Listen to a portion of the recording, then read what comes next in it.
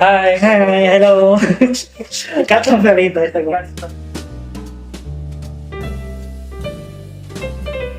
Welcome to Local Host Podcast. Thank you for your time, Sir Tobias Rico, for being out in this podcast. And to start, tell us more about yourself. So, yeah. Hello, so my name is Tobias Rico. I am a undergrad comsci na. Pero I also volunteer sa DEFCON Kids, and I'm currently working at automation engineer sa QA. Sa company na I will not say. Pero yeah, thank you for having QA. QA.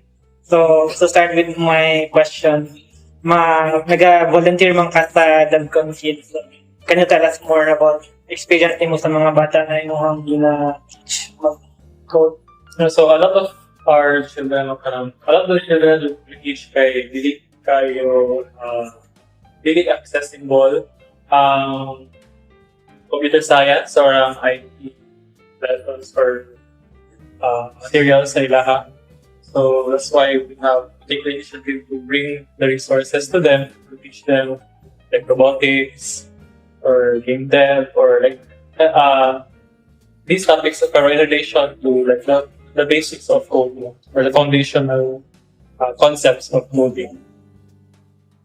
Kanang makita na to sa kanang DEFCON Kids, no? Like, batang gadula o Minecraft, Roblox, like, pag-realize nila na nag-code sila, hala, pwede tayo kung maghimoy nga ni sa game dev. So, sa ilang mga reaction, hindi nga lang thanks. So like eye-opener yun siya, kanang makita mo sa kids na murag ma-realize nila ang behind the scenes or like mag-gets na nila behind the scenes how this works, how they code like games like FL,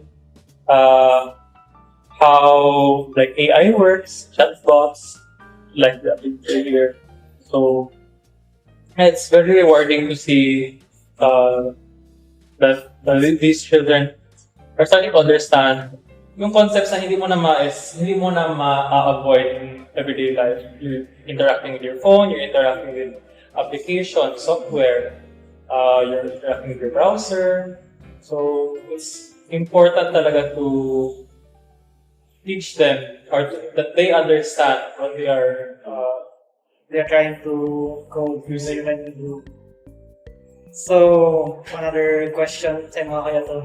Speaking of kaning mga brain drain topics sa ito ang country which is prevalent karon, especially ang nursing na ito karon, and then nag-transition na ta into digital tech. Kung sa imong maingon sa mga students na nag-eskwela ng CS for the money and then abroad siya? I think you cannot fault them for wanting to take like a higher paying job abroad.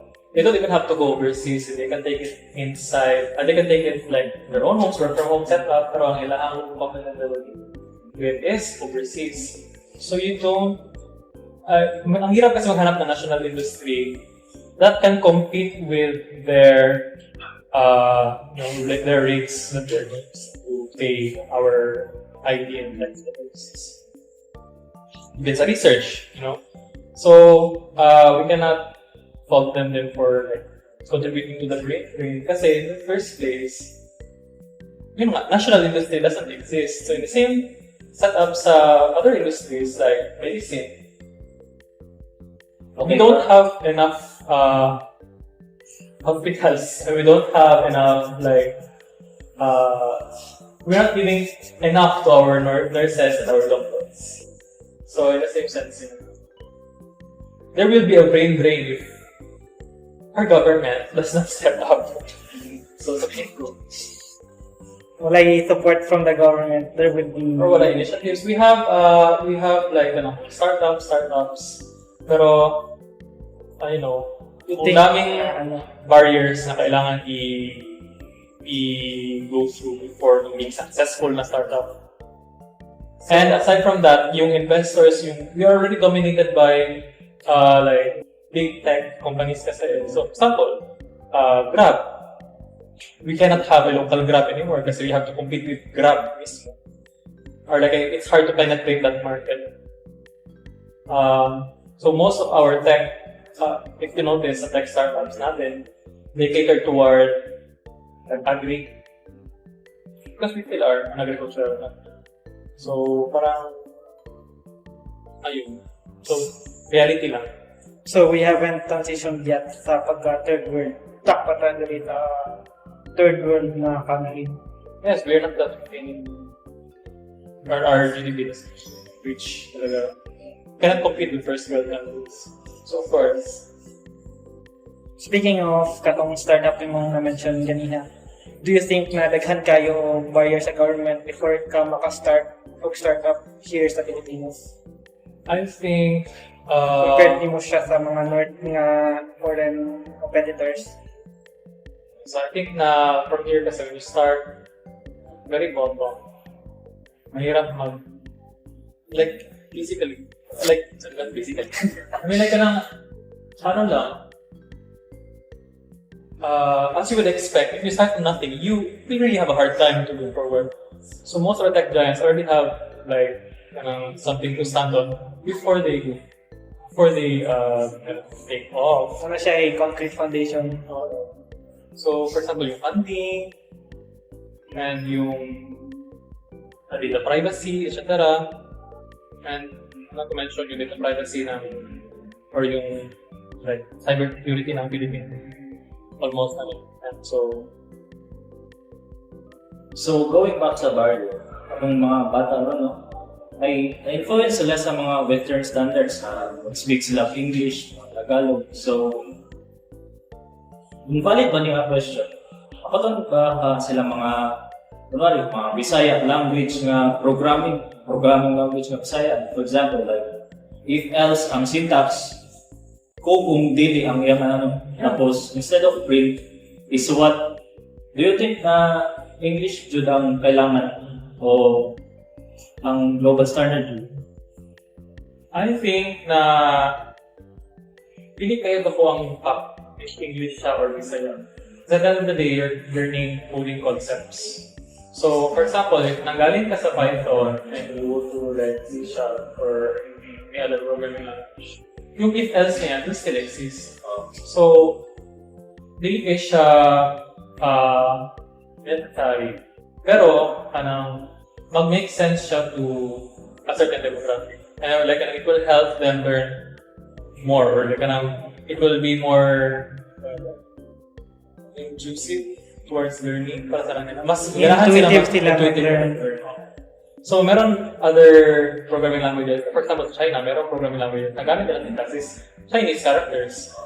And ang rationale nila for implementing that is to make it more appealing to Chinese programmers or people who are just learning China, and starting to learn programming in China. So, ayun na nga. Pero I think it doesn't really have a lot of impact. Kasi yung programming concepts ang ating habol, hindi yung we have like yung pangalan ng programming language na is Bitmap. So, very unique. Pero the concepts are still there. So speaking of kanang English na you think na dominated ang ato ang programming culture diri or kanang practices sa mga Western influences? Like, are we following the standards of the US? Yeah, because we are so very political na yun siya. Wala kayo tay foundation. It comes with kanang mga data center, anything tech related here. Nag-rely lang tayo sa mga companies abroad. Yeah, it's bordering like politics. Kasi we don't have national industry. So most of our skills are offshore. So kung yumaman, trabaho ka sa labas or kita kumpanya sa labas, gusto mo ng convenient na buhay, get a work from home. Diba? We want to get stuck 2 hours in traffic. So, parang yun yung concern. In terms of quality of life, reality check lang. So speaking of kaning mga foreign influences na Another question is kaning AI na naga-emerge karon. What do you think is the impact sa AI sa ato ang environment karon na dako pa siya kaon ng electricity and water? What do you think about it? So, meron talagang environmental AI. Pero hindi lang natin yung pwede sabihin kasi we have to explain why, diba? So, AI has data centers. So, before that pa, so laptops pa lang natin, diba? If you're playing a game and it's taking a lot of RAM, or you have to use a lot of resources to process running the game, it produces a lot of heat. Kung hindi maganda yung laptop nyo, sasabog yan, charot lang. Wala sasabog na laptop. Hindi naman talaga sasabog ang laptop. Pero yung init na pinaproduce na laptop is nakakadamage sa sariling unit. Diba? So the same principle applies to data centers. So these data centers na ginagamit ng AI, alam niyo na yung which AIs, a lot of chatbots, and yung pinaka-prevalent ones, yung pinaka-popular, really produce a lot of heat na they have to cool down. So, nasa tabi pa rin ng environmental knowledge ng AI. No? So, some of these AI data centers use water from like large bodies of water, and then they displace the water, they return it, and the temperatures are different. That causes a change in the ecosystem there. So there's another AI data center that cools down their paraphernalia using methane. So without without consulting the local population, they did that, and it's affecting the local population. And the population are minorities. So without showing them a piece of paper, nothing. They have the money to circumvent these legal procedures. So I think as projectors, we are from the sector of the people who project AI. Ito nag-desire, nag-bought of large language models, etc. So I think it's just try na i-call out yung ganitong na mga issues. So, ayun. Wala tayong magpagawa against large yung malaking pero as long as we have spread awareness and then call out these bars. Kasi the government nadadala ng pera pero the government is supposed to be serving us. So as long as we keep it going lang. Sana the regulations. Since we are using a lot of AI na karon, ChatGPT, Gemini, and kaning mga data centers nga nag-affect sa ato ang environment, do you think na mas dako ang pros on building these data centers than the cons of environmental public? The thing is kasi, hindi kasi kailangan ganun yung scale ng AI ng data centers. You can still use AI without creating crazy for-profit infrastructure. So, very corporate greed kasi yun eh. They can do it kasi meron silang pera, they can do whatever they want. Without their free will. Pero they have the money to circumvent the law, etc. So, parang it's, lang talaga, do our part to kailangan kasi talaga ng justisya eh. So if hindi yan ibigay ng gobyerno, kailangan taong bayan na talaga kailangan umalaw. Dako ba? Mas bigger ang pros or cons? Oh yes. I think hindi. Kasi AI research can be halted, can be resumed with better equipment. Pero yung damage na nagawa ko sa environment, we are nearing, we already passed the point of no return na sa global warming, di ba? So, it takes place. I don't think, especially because of the stakes karon, I don't think the cons and the pros will outweigh the cons. That's my opinion. Pero, that's my educated opinion. Pero, so, mas better if we prioritize the environment first, then the AI can wait until mas sustainable siya sa ang environment.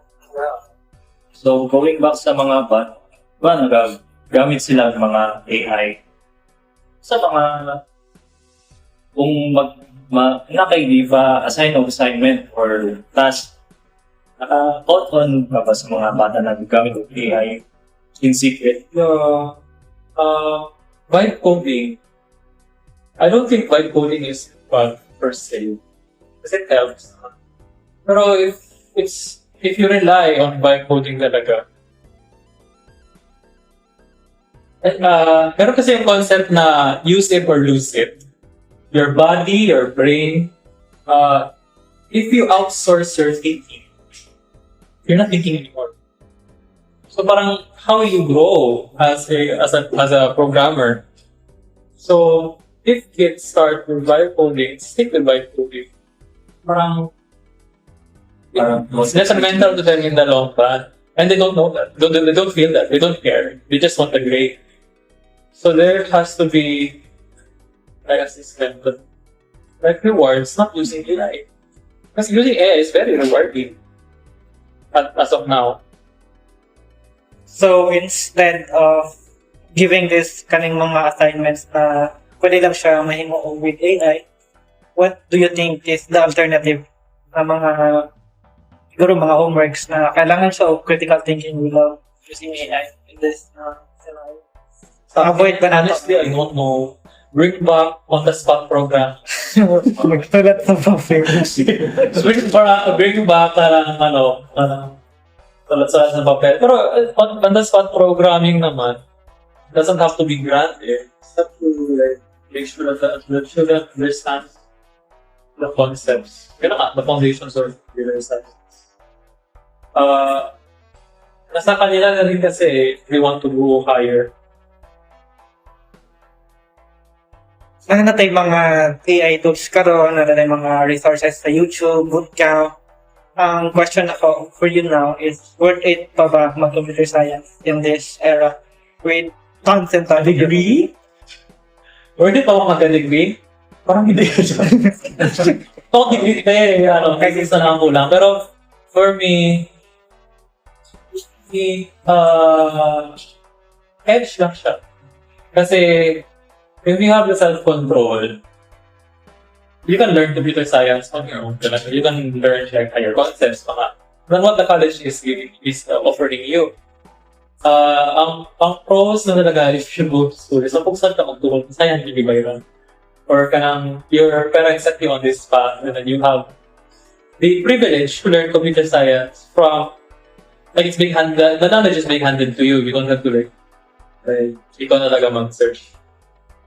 But if you have the interest and the drive to learn computer science by yourself, then absolutely like grow. People are not looking for degrees anymore. They're looking for skills. So get your working. Get working. Get good. Speaking of kaning mga skills na imong ginamit siya, aside from this kaning mga hard skills, the technical skills, what other skills pa ba ang need to compete globally? Kita nga siguro underdeveloped pa tayo in terms of tech. Do you think is the edge na to? Hindi masyado. I think Filipinos are good communicators compared to other or kanang other cultures, but I mean, sorry. Pero like, for example, communication, if ikaw nagtatrabaho ka sa isang kumpanya tapos constant ka nag-communicate na kung saan na ask the questions or like kanang mag-raise ka na you're having trouble, you will get the help you need. Kaysa sa kanang parang yung parang ego lifting sa home side na parang gagawin ko to ng sarili ko. So like, people don't want that, or like companies, or yung company ecosystem doesn't want that. They want you to communicate where you are, what you're working on right now, and constant communication puts you in the position to work so that you can show progress. ako magsasabi or parang just word vomiting. Pero yun na nga, you really have to have constant communication when you're working or like in any setup. Ano ba ang edge ng Pilipino? Madali makasama. Yeah. So, speaking of kaning other topic na po, in terms of kaning AI again, when we use this AI, naka-train man siya sa mga mostly Western data. What do you think is the effect if us Filipino use this Western product? Or Then we will become more westernized. Sorry, like anong, do you think it's a good thing, it's a bad thing? not necessarily. I think na it puts a focus, narrow focus to the Western world, and the world is much more bigger than that. Sure, ang ato ang job opportunities kay parang mas bet na ito makakuha ang Western job. Pero in my case, ako ma-oversee mga company. Yeah, I feel like it's not necessarily a good thing kasi the world is much more bigger than Western media, Western stuff. Pero the whole of AI kasi, it's not, I feel like wala ka siya galing. Kasi the model is being fed like information from different sources or different like countries. So I learned French by talking to the chatbot in Spanish. Parang learn ka in a certain language, and the AI is like being updated, diba? You can search naman din. May search function ang AI. So it's a Western tool, pero it's not like confined to Western standards or Western setup.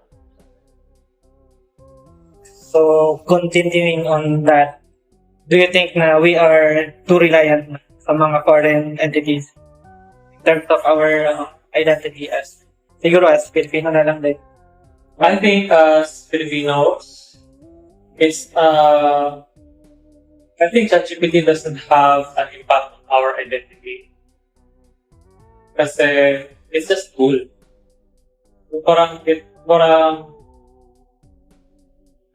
Yung may impact sa identity natin is bigger than that. It's the society, it's our politics. ChatGPT or like kanang AI chatbots or large language models are just tools. Ang reliance ng companies on ChatGPT or AI is very limited.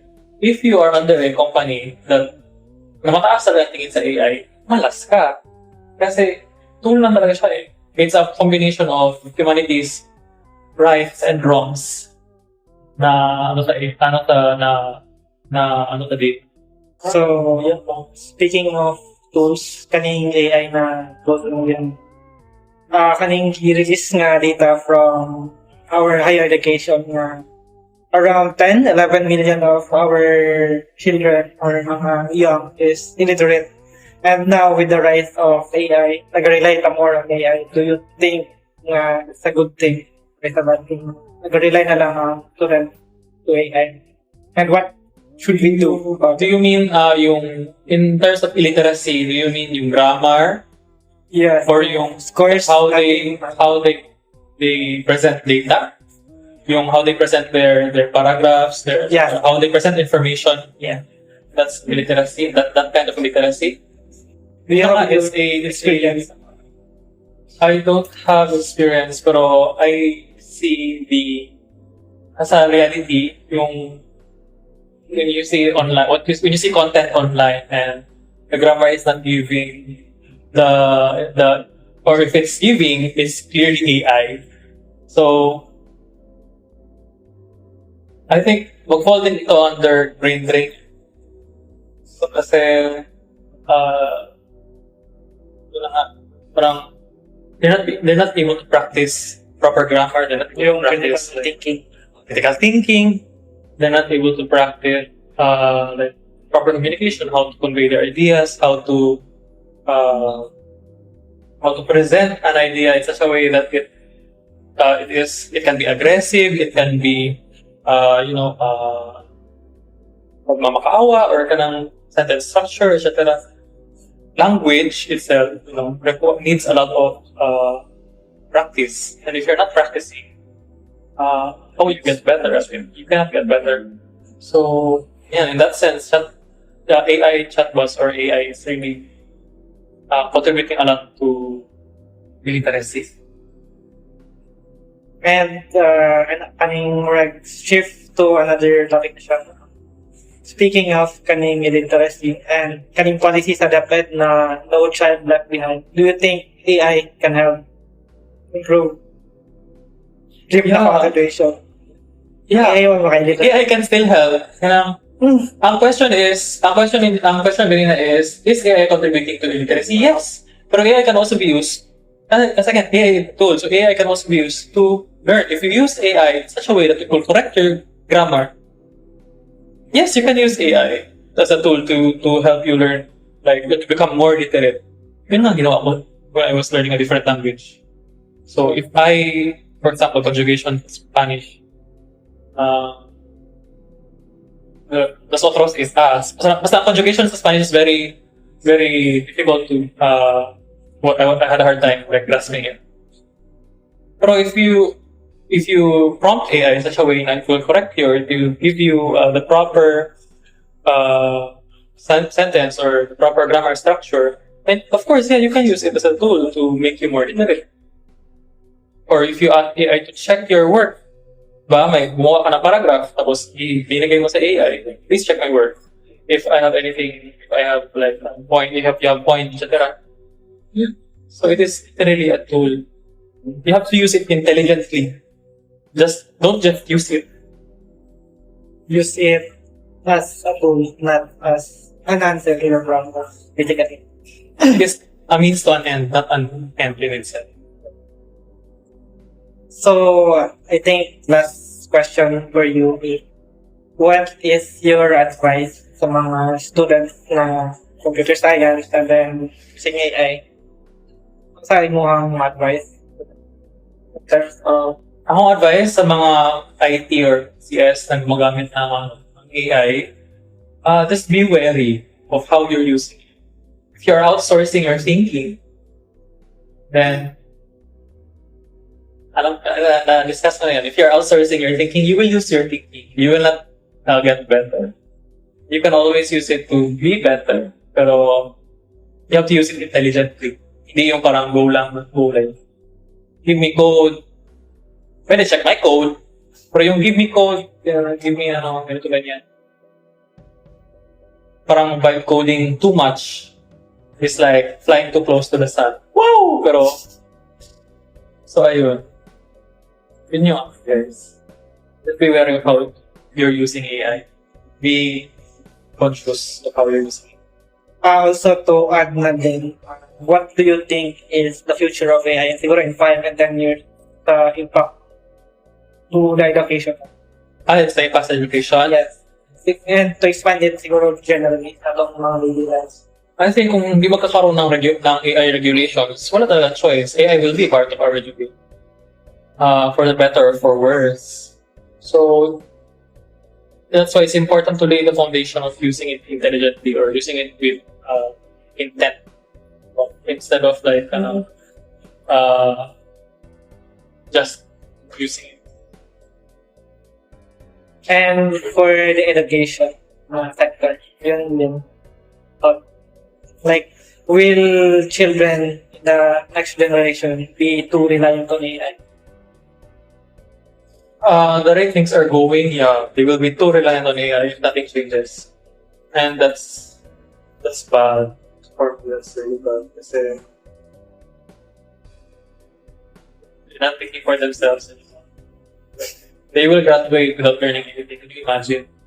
Yung literacy pa lang, that's alarming. So, thank you for your time, Kuya Toby. Last question na dito siya. Yung mga realization sa ato ang talk ka lang, what have you done? Ako ang mag-realize. Ako ang mag-realize. Oo, mag-realize. Okay, cut lang din siya, guys. So, balik. Ato. So, siguro realization na to. Ito ang talk right now is how AI really shapes our lives, our critical thinking. And many people treat it like not as a tool, but an answer to their problems. And more on our reliance sa AI, kaya nagkadako. And over time, there should be regulations in place, especially sa environmental side. Kaya it's really devastating sa mga yung local livelihood ng mga and for the education naman, I think AI is good if it's used in the right hands. AI is good, but the existence of AI in this day and age is something, it's really something. Pero the way that things are going right now, the way that it's being implemented, we cannot be happy with like what we have. If something is wrong talaga. If something is wrong talaga. You can't just glaze over it. You have to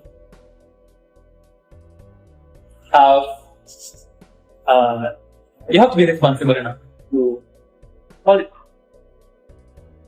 I think to add that na booming tayo ang AI. For the next few years siguro, makaabot na tag singularity na paggamit na dun sa tanan. Di ba, nanay mga buwan? Atong i-insert mo ang chip sa utok. Neuralink. Neuralink. Tapos, magamit tag AI sa mga iba't ibang buwan. Source at. Sige, thank you so much for your time, Kuya Toby, sa mga local community. Thank you.